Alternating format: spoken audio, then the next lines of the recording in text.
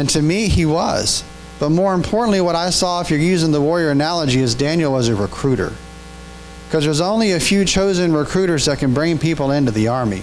There's 485,000 men and women serving right now in the U.S. Army as of this year. There's only 1,000 to 1,500 recruiters.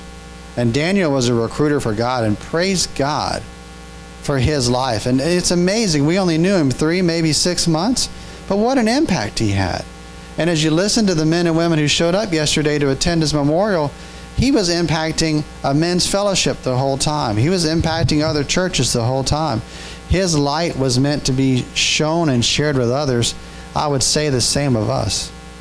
Our light is meant to be shared.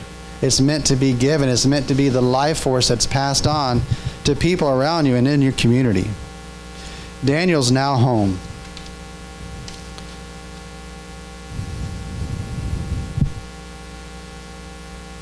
I conclude this sermon with a deep heart of appreciation for all this church did for me and my family.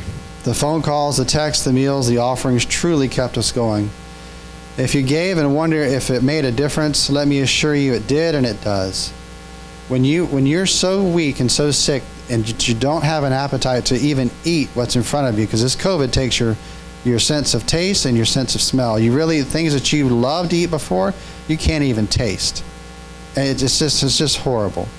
But to have someone knock on your door and say, here's some food, here's some groceries, Legina, here's some snacks.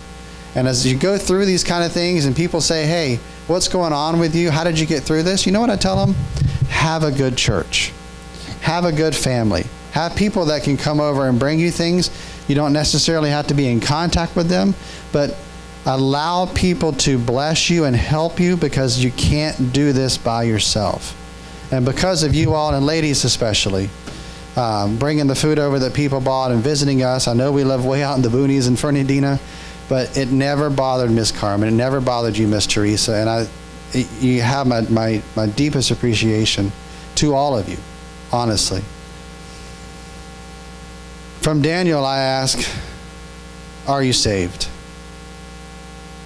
And for Daniel, I ask, if you're not, let's take care of this right now. So let's bow our head and close our eyes. Dear Heavenly